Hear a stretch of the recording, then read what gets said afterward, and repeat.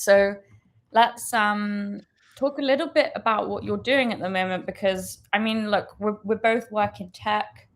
I find Web3 fascinating. I'm a huge fan of decentralized financial technology. That's my passion, and yours too, on some level, because obviously we've collaborated a lot in that field. And naturally, through working in tech, we're adopting AI at a huge rate. My company is, I'm completely automated now. No need for a PA. I'm really enjoying the empowerment that AI has given me, especially as someone that's like slightly neurodivergent. It really helps me focus and stay consistent with my productivity. You're doing some really interesting work in AI, so I'd love to hear about what you're doing specifically and how you're helping projects. But also, I'd love to understand the kind of crossover that you see in these industries. Yeah.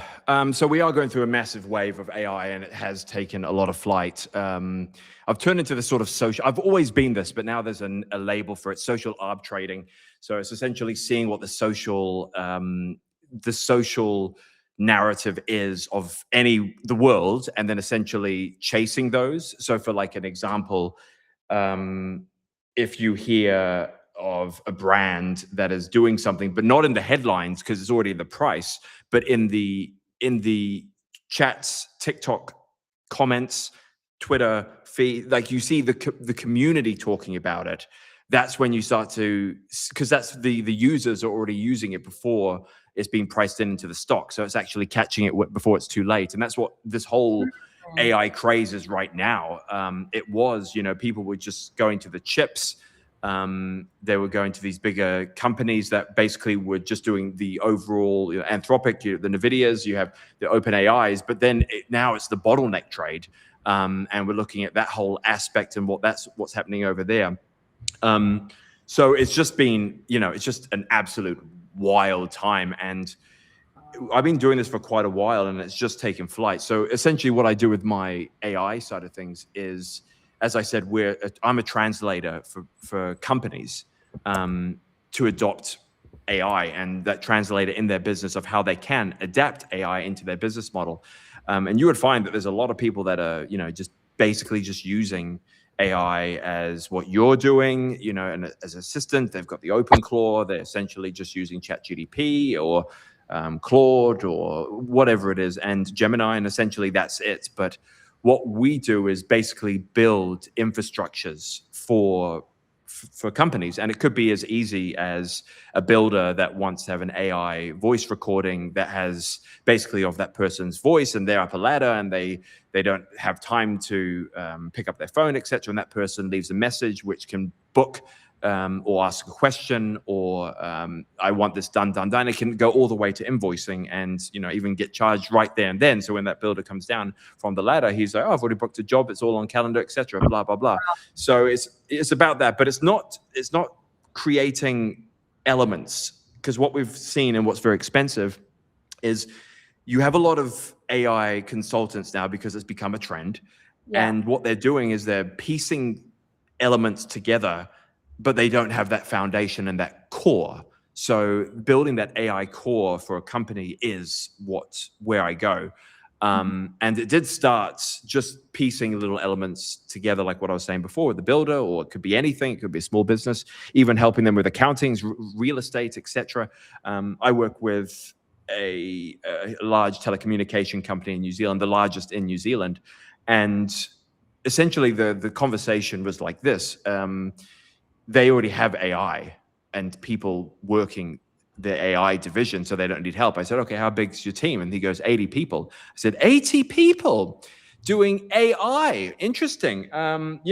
People in Silicon Valley or in San Francisco, etc., they can barely hire 7, and you've got 80 of them? Now, that's interesting. What's going on here? So now it's just basically us doing the audit to understand what these 80 are doing and how do we automate some of that, and then basically bring that foundation together. And yeah, there's going to be, at the beginning, we're at that stage where we're going to see some people lose their jobs, etc., but that could be an excuse for other stuff. But over time, we're going to see that it's going to produce more jobs. So I'm very excited about this technology. And it goes back to what I've been doing in crypto, this wayfinding and consulting, but basically giving people the direction, understanding their business model, and then essentially adapting AI to it. And some projects, some people, they don't need it. But then some do. And it's the same as back in 2016 when I was doing it with blockchain. People were going, do I need an AI? Do I not? I'll translate it to your business. That's what we do. And that's what I feel is right now. It's 2016 moment for AI right now. And you're seeing it in the charts. You're seeing it every day. You see some stock that is trading like what crypto should be doing at the moment. So it's huge. It's also given crypto this new meaning, but it's not ready. Crypto's not ready yet. We don't have the Clarity Act. Right. We can get into that. We can get into that later. But we're starting to see the speculative assets and industry take flight.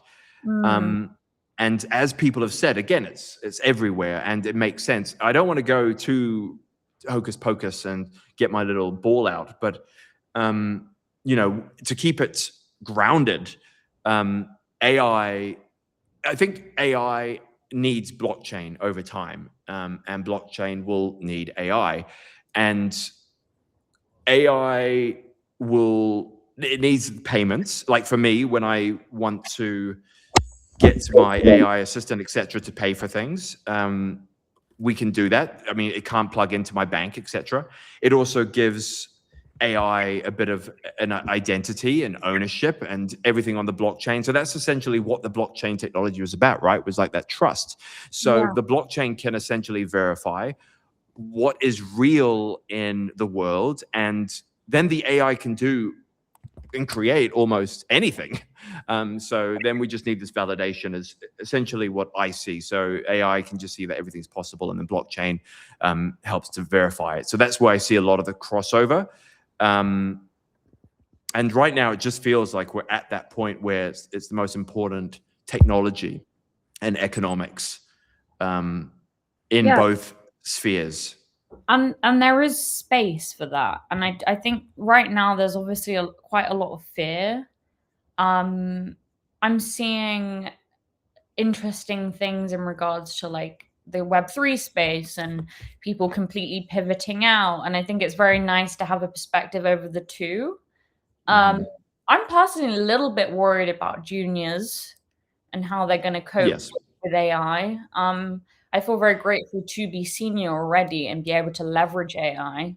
But it's interesting for you to hear that you think it's going to create more jobs, that you're getting such a front line experience coming into already pre-existing, you know, huge companies and them having 80 people and seeing how you can refine that. So why do you think it's going to create more jobs? What's your perspective? And I think if anyone has a hocus pocus ball, it should be you. If anybody, Omar, he's an incredible analysis of the markets. I've actually asked my team to put his Telegram handle on the post, because I personally only get my market insights from you, Omar. I really enjoy this. So.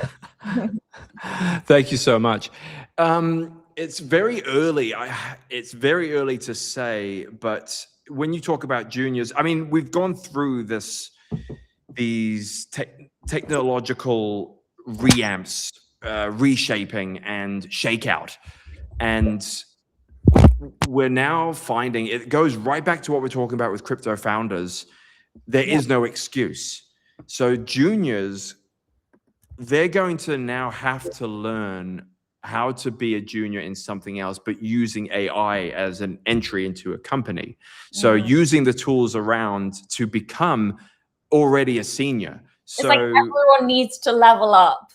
You need to, no, and this is what we're doing. Productivity. This is it. Everyone has to level up. And people think that I've had many, why I'm saying builders is because I've been working with these guys, and it's so funny. You know, I've been working with a lot of intellects, and then I was about to say drop down. How rude of me. But you essentially then will go to these guys that are laborers, you know, think more with their hands, etc. And they go, oh, I would love to see your AI go plumb a toilet. And I said, nah, mate, they're going to pay you to do that.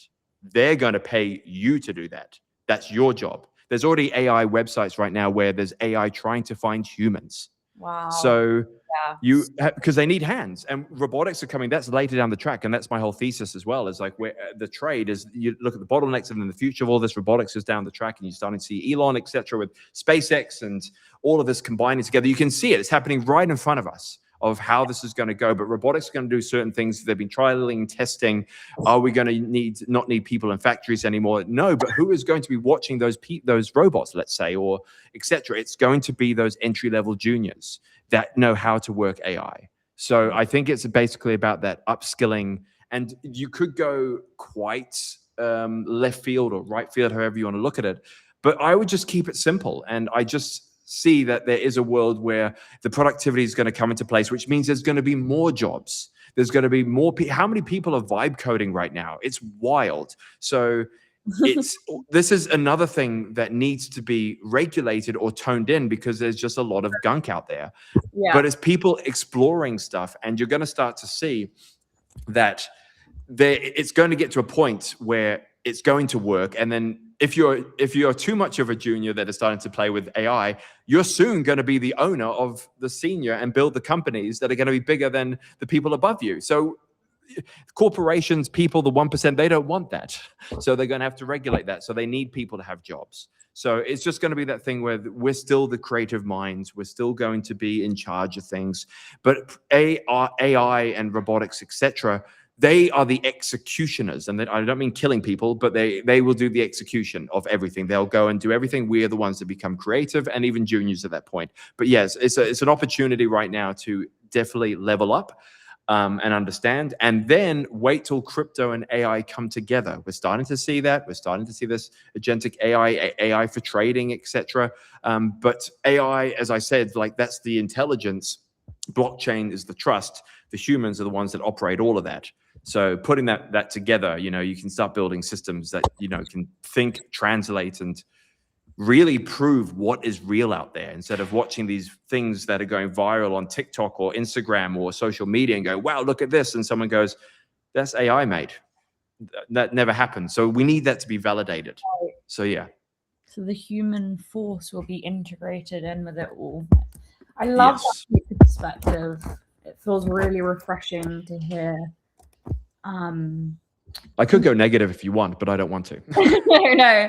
I like that there's a perspective that you can even provide. I think we're in a massive shift, and it can feel quite alienating without understanding some potentials of what can happen. So I think some futurism is really helpful right now. It's needed. And the cool thing is, and people say, how do you picture this and how do you do this, is you look at the charts, you look what's out there, you see how this is moving, and you ignore Twitter, etc., because that's just full of emotions. But you just have to look at the charts, and if it's in the press, it's in the price. But it's got to the point now where everyone's like, oh, the S&P is going to crash. And I mean, it's going to get to a point where it just gets too frothy. But we are seeing IPOs come out now, which essentially is always the top of a market if we go dating back, So we do know what's coming, or do we? Because these assets, it's not like the dot-com bubble at all. In terms of these, there's so much revenue and value coming into these products, and we can see a future of this. And of course, it needs to be priced in. And again, the dot-com was that speculative bubble, where you just had websites that just said .com on that. But now we can see there's companies, they're providing chips, they're doing robotic stuff. They've pivoted some of their elements, like SanDisk, how they've just gone from nothing to something. Intel, they're all just catching on. And it's not just catching on to the AI, it's just adapting their model precisely to fit the narrative. And that's what you're seeing in the price.